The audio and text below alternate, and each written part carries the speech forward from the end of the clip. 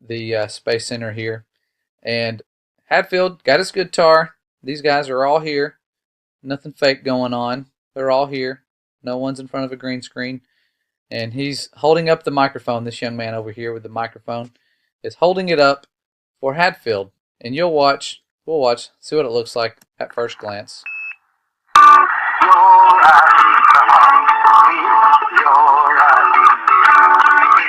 Looks pretty real. Looks pretty good. However, when you zoom in, like I'm starting to do, and slow it down just a little bit, here's the same scene. I'm going to slow it down so you can see. Microphone, just so you can see the tip of the microphone. There it is. You see it? Tip of the microphone. Right here. That's what it looks like. About the size of a toothbrush, one of those electric toothbrushes. And he's going to hold it up and be a kind young friend, or be a gentleman, and hold the microphone in front of his mouth so that he can play the guitar while hanging upside down. Quite impressive. But just watch what happens here. He does it. Looks normal. Look again. Let's zoom in. Watch this in super slow motion. There's the microphone. He is about to stab him in the head. First he stabs him in the head. It gets pretty brutal. I'm very sorry if you get nauseous pretty easy. Right into the ear. It's going to come out the back side of his ear. Pretty much severs his ear. Hadfield looks like he's in pain. I mean, he always kind of looks like he's hanging upside down or constipated. But now he is shoving it into his neck.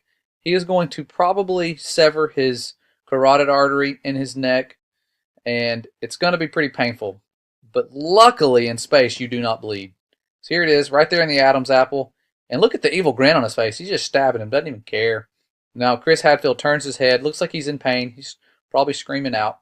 But look, tip of the microphone completely inserted into his neck. Completely.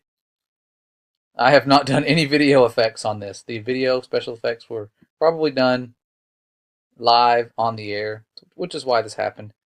There it is. Now it's in his face. He's going to pull away and watch it will vanish. The microphone, it vanished. The microphone literally vanished completely. Okay, watch again. I'm going to rewind it really slow. Hadfield, I'm guessing he has an earpiece in where they said, buddy, you have a microphone sticking into your neck. You need to back your head up ASAP. And so he pulls away, trying to fix it, you know. When things go wrong and you're deceiving the entire world and little children and hiding creation, you have to act quickly, and Hadfield did just that. So we're seeing his heroic efforts to deceive the world. He pulls his head away, but luckily somebody with the special effects crew was already on it and trying to make the microphone disappear. So you see, voila, it's gone. Nowhere to be seen. Meanwhile, his evil astronaut buddy is smiling. Then they cut to the newsroom, like they always do. They always have this little room here on standby to cut to, and it's quite funny when they do that because they do it quite often. It's a good fallback plan. You'll notice that with all of their little blunders, they always cut to that room. But the song stops instantly. I'll leave the video linked in the description so you can watch it and see that I'm not tampering with this. I'm just slowing it down and zooming in and exposing the deception. And it's easier to find if you just slow it down. You can slow videos down on YouTube with the settings option and just zoom in and watch them. If you're a space fan, see if you don't find anything crazy and mind-blowing. And that's what I'm doing, finding some stuff. And I don't sit there and just watch this stuff all the time. This was literally like the only video I watched today because it shows up in my feed. I click on it and I'm like, I'll just watch it. I have time. It's only a 10-minute video. And you see stuff like this happening. Not hard to do. And I could get carried away and spend hours doing this stuff, but I'm trying not to. I really am trying to get away from just constantly finding this stuff and looking into it. But it seems to be easier to find. And almost the less you look, the more you find it sometimes. I don't know why that is. But here it is again. Slow-mo. Inserting it into his head. About to sever his ear. Going all Mike Tyson. Cutting through his ear. He's singing along just fine, though. Definitely the tip of that mic that you saw earlier in his Adam's apple. Looks painful. I mean, he should be bleeding out. But nope, he's perfectly fine. And that's when they cut to the control room. But I want you to see the this guy, the news reporter. Where's he at? I think I got it. Right after that happened, his reaction. He had been filming and smiling and laughing. They were all kind of laughing in there.